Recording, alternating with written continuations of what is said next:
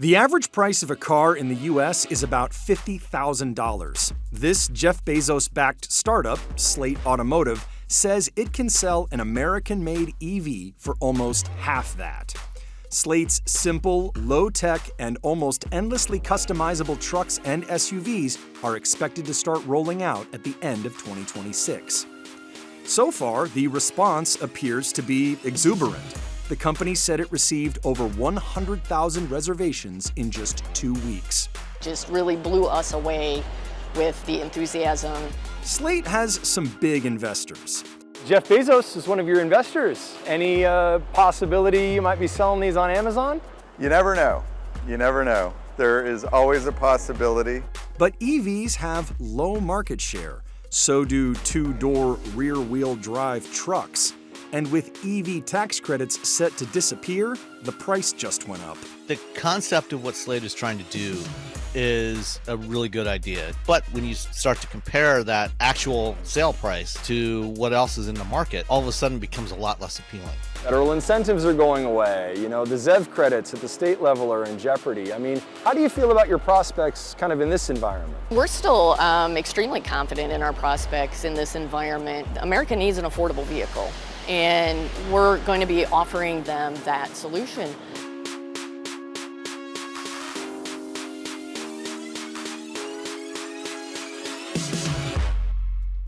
Here's what those 100,000 people have so far lined up to buy.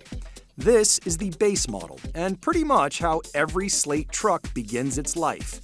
2 doors, 2 seats, rear-wheel drive, Spartan interior, 150 miles of range, 240 with an optional expanded pack. The Indiana factory the company plans to make these in is expected to have an annual capacity of 150,000 units by the end of 2027. The idea is this thing comes off the line, it's a very simple vehicle. They're all made the same. Yep. Every single one of them is made the same. Every one of them is made exactly the same.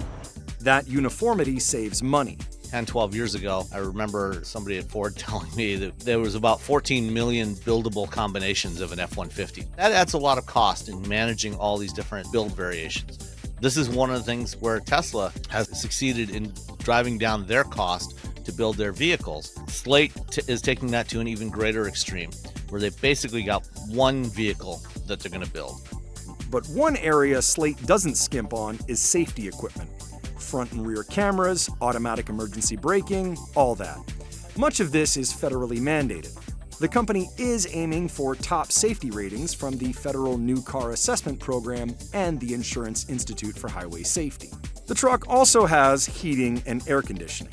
The space is a return to very simple controls. Dials. Yeah, dials for your HVAC. And what that does, it not only does it just plain feel good, it allows you to locate it and keep your eyes on the road. Crank windows are standard. No power seats, seat heaters, massagers, heated steering wheel, or a heads-up display. There isn't even an infotainment system, just a universal dock for a smartphone and an app that will allow you to connect with the car. We are so bombarded with technology all of the time. I think it's going to be surprising when a whole bunch of people are driving it and just enjoying being connected to their vehicle without all of the distraction. Slate is headquartered in Troy, Michigan, and is run by auto industry veterans, alumni of Chrysler, Tesla, and others. Here's the pitch. 70% of Americans today make $100,000 or less. If you use balanced financials, they should put about $400 a month towards a monthly payment for their car. The average monthly vehicle payment is higher than that, $756 in mid-2025. We want to try to hit that $400 monthly payment or less.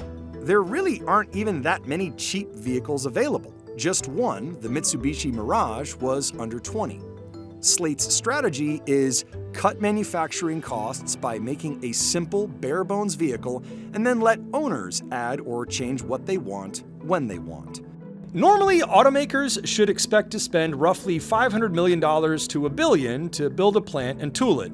Then, between $200 million and $500 million on top of that in supplier tooling and another $250 to $500 million in product development costs. And those can be several times greater for a large automaker building a complex program with a lot of variants. That's just the start. We don't have any stampings. We used for our exterior panels a composite. We don't have a paint shop. So that also helps to keep our costs down. It's not just the investment, it's the ongoing cost of a paint shop where we don't have to deal with the environmental effects of managing the output of a paint shop. We're also going direct to consumer because we want to own the relationship with the consumer, and we want to be able to distribute to them as cost effectively as we can. By the time CNBC toured Slate's facility, the company had raised about $700 million. How far does $700 million get you? For us, it got us a significant amount of the way. So far, that has paid for vehicle design, 2 prototyping phases, some crash testing and validation. It funded the lease on the Indiana factory and other manufacturing and supplier costs, and also the sales and marketing operation, including the website with its configurator and the reservation program. It's really allowed us to build quite a little company that we have today as we're well positioned for the next phase of bringing the vehicle to market. We're on track to our plan. Slate didn't give specifics on its costs, but a paint shop can cost anywhere from around $200 million for a smaller startup automaker to around $800 million for an established high-volume factory. A body shop would cost another $50 to $100 million in a case like this.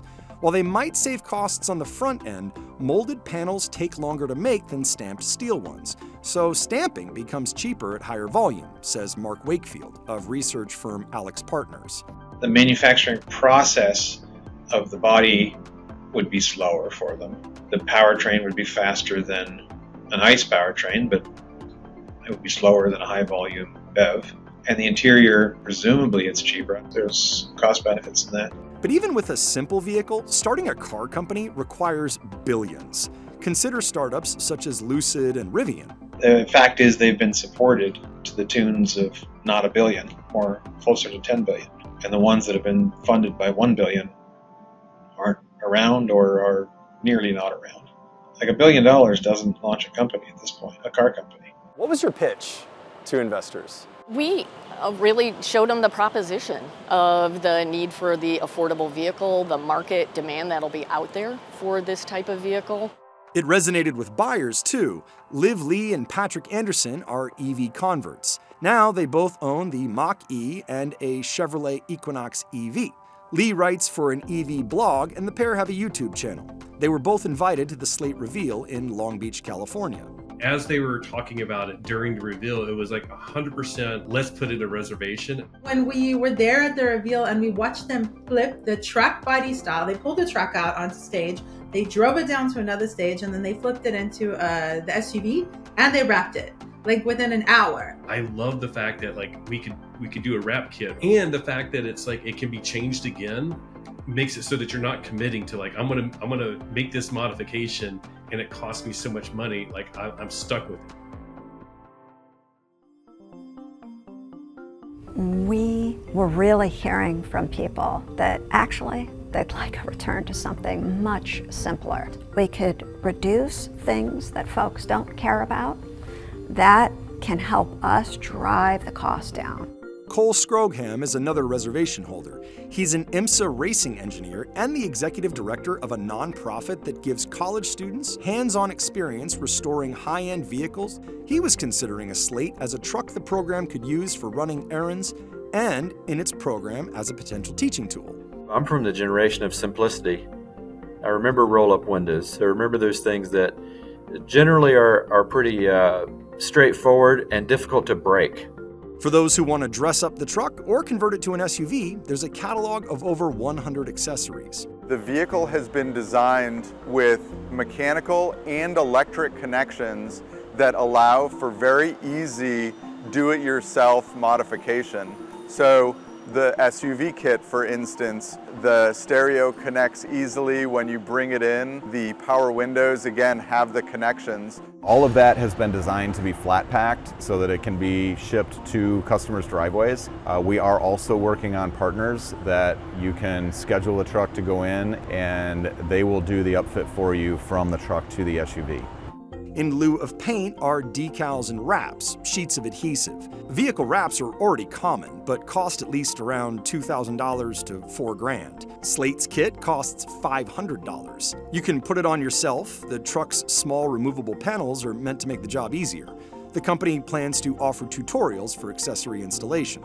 We're launching a platform called Slate University on the website that has all of the DIY videos to break them into very small and easy steps. They're also encouraging owners or even outside companies to make their own parts. It's really almost open sourced, if you think about it. I was particularly attracted to the idea of the modular nature of the vehicle, customizing it, which would be really interesting for our use.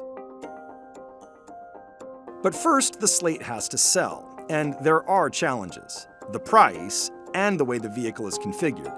2 doors, rear-wheel drive, an EV with limited range, all this might turn off some customers. Slate made headlines in July when it changed language on its website about its pricing. What had been an expected price under $20,000 with federal incentives is now in the mid-20s.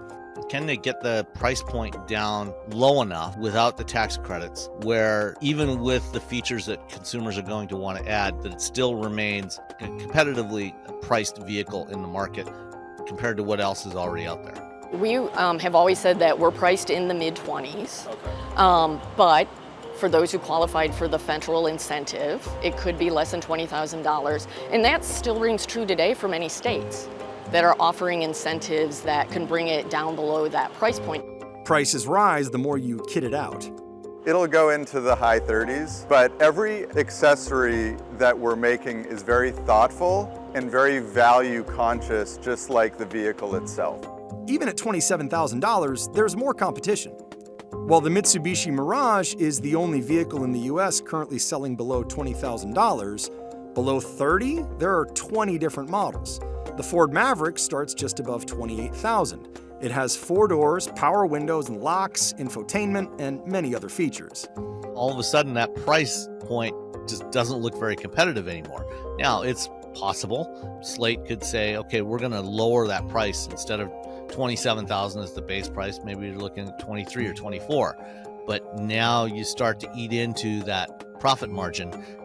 For Liv Lee and Patrick Anderson, the price jump on at least a base model is not a deal breaker at all. The advantages of an inexpensive EV, whether it's $20,000 or $25,000, something like that, it's still there. So it's still like our primary choice within reason. I believe they're going to struggle to sell the truck under 30. If you only have a 150-mile range, you're competing against the base Chevy Equinox EV, which also starts at $35,000. But that one has 4 doors, has easy access, has more cargo space, and has over 300 miles of range. We're not going for long distance. What we're looking is for people who just need really affordable transportation day to day. We studied commuting needs, and about 90% of the commuters today are at 40 miles or below on a daily usage. When my RAV4 wouldn't pass emissions in California, I was borrowing a friend's 2012 Leaf that got like max 50 miles of range.